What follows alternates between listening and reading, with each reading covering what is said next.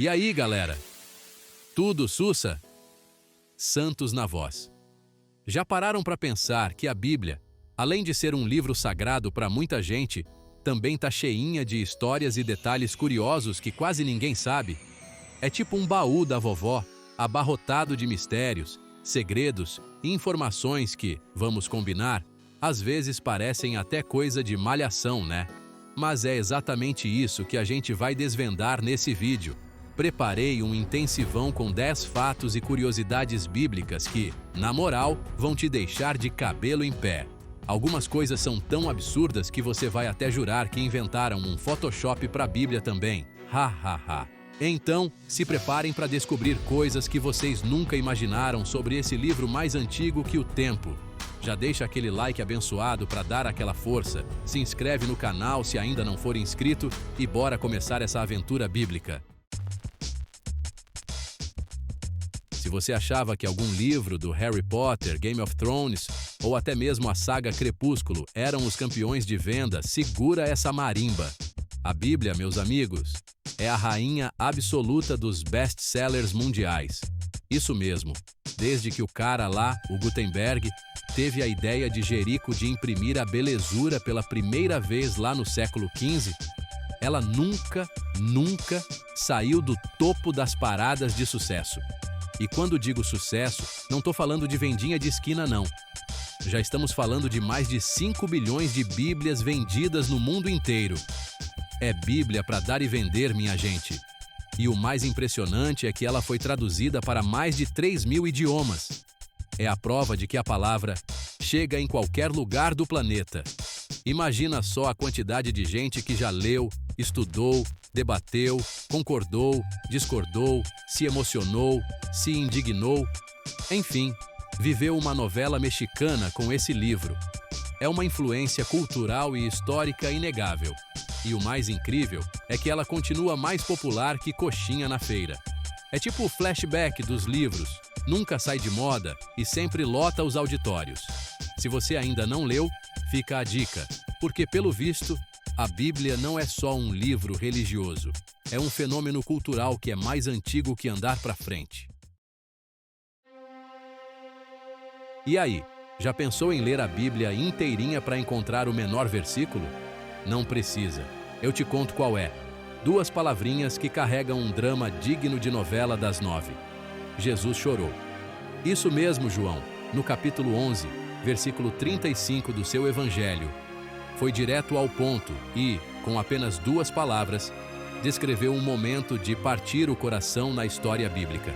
Imagina só, Jesus, o Filho de Deus, o que tinha a solução para tudo chorando. E não era um chorinho de novela, não, era antes de ressuscitar o Lázaro, seu brother de fé. É como se toda a tristeza do mundo, a dor de perder alguém querido, tivesse dado um soco no estômago dele. E é exatamente essa a parada mais incrível desse versículo, a prova de que Jesus também era gente como a gente. Mesmo sendo divino, ele também sentia tudo na pele. É como se ele dissesse, galera, sofrer faz parte, é normal, e eu entendo isso melhor que ninguém. 2 palavras e um mar de interpretações, reflexões e emoções. É pra gente entender que a fé não impede a gente de sentir dor, e que Jesus, mesmo sendo o Filho de Deus, também sabia o que era ter amigos, perder alguém e sentir saudade. E aí, você já tinha parado para pensar no peso que essas 2 palavrinhas carregam? Fala, pessoal! Se você pensou que o primeiro milagre do nosso querido Jesus foi curar um doente ou ressuscitar alguém, prepare-se para quebrar a cara. Jesus já chegou chegando, transformando água em vinho numa festa. Isso mesmo, no capítulo 2 do Evangelho de João, a gente descobre que Jesus mandou a braba e salvou a pele do noivo que estava rolando um climão de velório na festa de casamento em Caná. Imagina a cena, festa bombando, galera animada, música rolando e de repente, acabou o vinho. Que situação, né? Mas para quem tem Jesus na área, perrengue é só um detalhe. Maria, mãe do nosso Senhor, sabendo que o filho tinha uns milagres já aflorados, foi logo pedindo para ele dar um jeito. E não é que ele foi lá e fez? Transformou água em vinho, meu amigo. E não era um vinho daqueles de garrafão não, hein? A Bíblia diz que era o melhor vinho da festa. Ou seja, Jesus não só salvou a pele do noivo, como ainda fez a alegria da galera. Mas calma, a parada não para por aí. Esse milagre, além de mostrar que Jesus era aquele que animava qualquer festa, também tem um significado muito maior. Representa a fartura, a transformação que ele traz para a vida de quem acredita nele. É tipo um recado, galera. O Filho de Deus chegou para mudar tudo. E aí, maratonistas da leitura, tudo tranquilo? Se você está pensando em encarar a Bíblia, se liga nessa. O livro mais longo da Bíblia é o livro dos Salmos. São 150 capítulos, minha gente. É página para dar e vender. E para deixar a prova ainda mais hardcore, o Salmo 119, sozinho, já tem 176 versículos. É tipo a São Silvestre da leitura bíblica. Mas calma, não precisa se desesperar. O livro dos Salmos é como se fosse uma playlist de músicas, orações e poemas. Tem de tudo um pouco: alegria, tristeza, gratidão, arrependimento, angústia, esperança. É a prova de que a galera da época já sabia como botar o coração para fora. E o mais interessante é que esses textos continuam super atuais. Seja você judeu, cristão ou apenas um curioso, vai se identificar com as emoções e reflexões que os Salmos trazem. É como se fosse um diário aberto, compartilhando aquelas experiências que todo mundo passa um dia. Então, se você está procurando por uma leitura que te faça pensar, sentir e se conectar com algo a mais, já sabe por onde começar. Mas, já aviso, prepare o café, a água, o chá, a almofada e o marca-página, porque a viagem é longa. Boa leitura e que os Salmos te levem para um mergulho profundo na alma humana. E aí, aventureiros, preparem seus chapéus e chicotes, porque chegou a hora de falar da Arca da Aliança, o objeto mais misterioso e cobiçado da Bíblia. Esquece o Santo Graal. Essa arca sim que é o tesouro perdido que todo mundo queria ter em mãos. Imagina só, uma arca construída a mando do próprio Deus, guardando nada mais, nada menos que as tábuas da lei, os 10 mandamentos que Moisés recebeu lá no Monte Sinai. É muita história, mistério e poder em um lugar só. Mas segura a emoção que a parada fica ainda mais interessante. Ninguém sabe ao certo o que aconteceu com a Arca da Aliança. É isso mesmo, ela simplesmente sumiu, desapareceu do mapa, virou lenda, mito e o mistério só aumenta com o tempo. E é claro que teorias da conspiração e especulações não faltam. Uns dizem que ela está escondida na Etiópia, outros juram de pé junto que está em algum lugar secreto no Vaticano. A verdade é que ninguém faz a mínima ideia de onde ela foi parar. O sumiço da Arca da Aliança é um dos maiores mistérios da história e deixa qualquer um mais perdido que cego em tiroteio. Será que um dia vamos desvendar esse enigma? Enquanto isso, a gente continua sonhando com a aventura de encontrá-la. E aí, galera? Vocês já reclamaram da vida depois dos 30? Pois então preparem-se para conhecer a turma da 3ª, 4ª, 5ª, enfim, da idade avançada, da pesada da Bíblia. A galera que viveu tanto que faria você repensar todos os seus conceitos sobre a vida. Liderando o bonde, temos Matusalém, o cara que viveu nada mais, nada menos que 969 anos. Isso mesmo, 969 anos. É tempo pra caramba. Deve ter vivido cada história para contar. E ele não estava sozinho nessa, não. Noé, Adão e outros personagens bíblicos também não ficaram para trás, vivendo por séculos.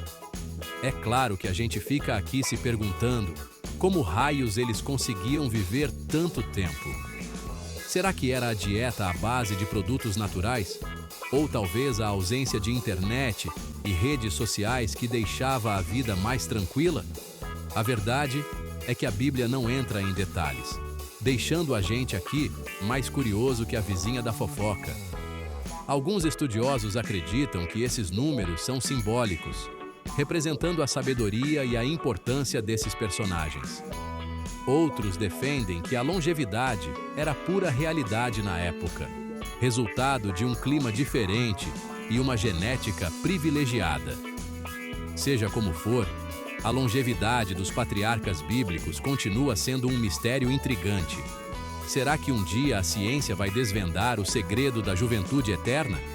Enquanto isso, a gente segue aqui, tentando levar uma vida mais saudável e esperando que a ciência dê um jeitinho nessa história de envelhecimento.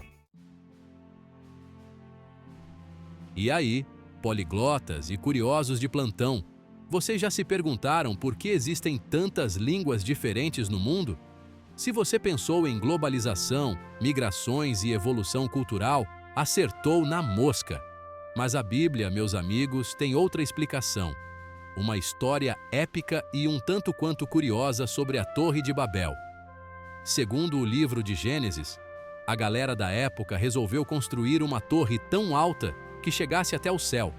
Imagina a ousadia da galera.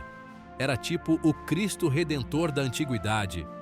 Mas Deus, vendo aquela gente toda querendo dar uma de dono do mundo, resolveu dar uma leve complicada na situação. O resultado? Confusão total. Deus simplesmente misturou as línguas de todo mundo. Imagina a cena.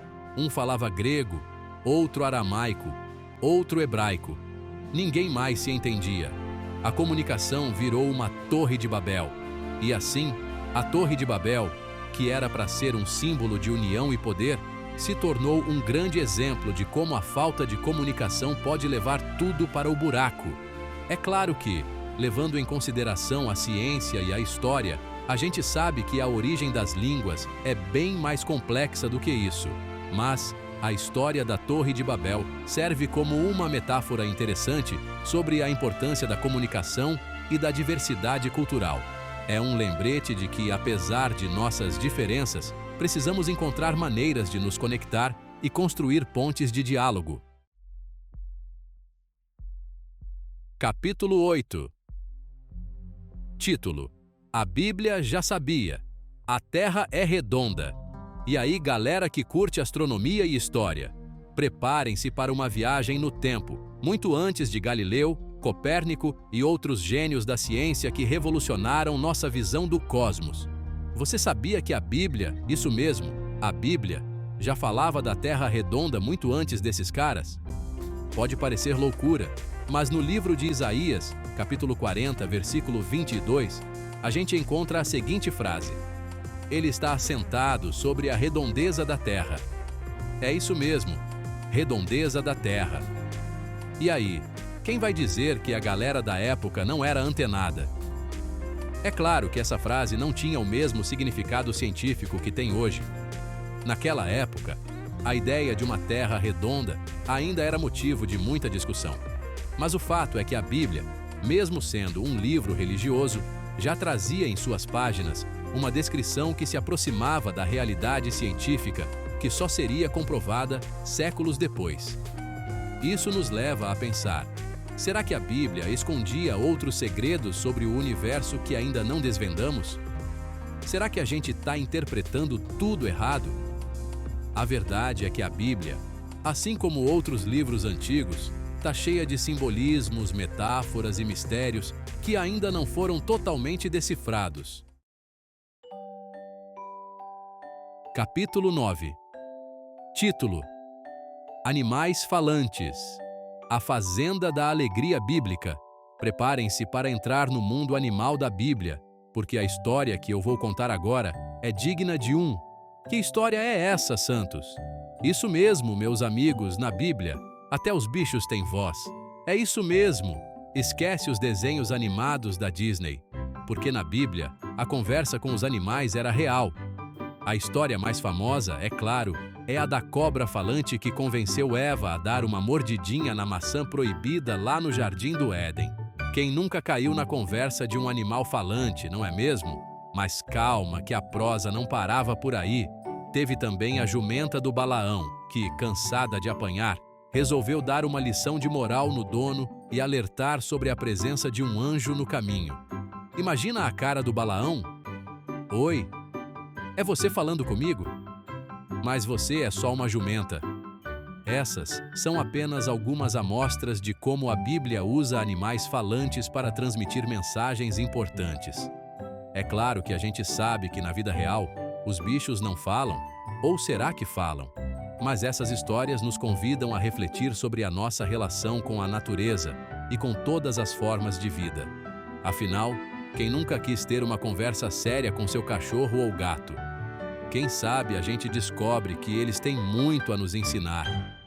E aí, se os animais falassem, o que você acha que eles diriam? Capítulo 10. Título: Trindade. O mistério do nome, não revelado. E aí, detetives do conhecimento, preparem suas lupas e seus chapéus de Sherlock Holmes, porque o enigma de hoje é: onde está a palavra Trindade na Bíblia? Isso mesmo, você não leu errado. Apesar de ser um dos conceitos mais importantes do cristianismo, a palavra Trindade simplesmente não existe na Bíblia. Calma, respira fundo, porque a explicação é mais fácil que receita de bolo. O termo Trindade foi criado pela Igreja primitiva para descrever a relação entre Deus Pai, Jesus Filho e o Espírito Santo. É como se fosse um apelido carinhoso para o trio ternura da fé cristã. Mas calma, que a história não acaba por aí. Apesar de a palavra não aparecer, os cristãos acreditam que a Bíblia está lotada de pistas e dicas sobre a existência da Trindade. É como se fosse um jogo de detetive, sabe? Você precisa juntar as peças, interpretar os textos e, pronto, a Trindade se revela. Um dos exemplos mais claros é o batismo de Jesus, onde as três figuras divinas aparecem juntas. É como se a Santíssima Trindade tivesse descido na terra para dar um oi. A ausência da palavra Trindade na Bíblia é um lembrete de que a fé é muito mais do que palavras escritas em um livro. É sobre interpretação, reflexão e conexão com algo maior que a gente.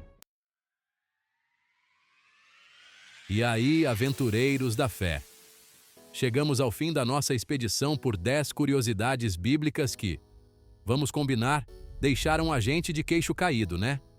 Mas calma, a aventura não termina por aqui. A Bíblia é como um universo infinito de histórias, ensinamentos, mistérios e, claro, muita bizarrice também. Se você curtiu essa viagem, não esquece de deixar aquele comentário maroto, contando qual curiosidade te deixou mais chocado.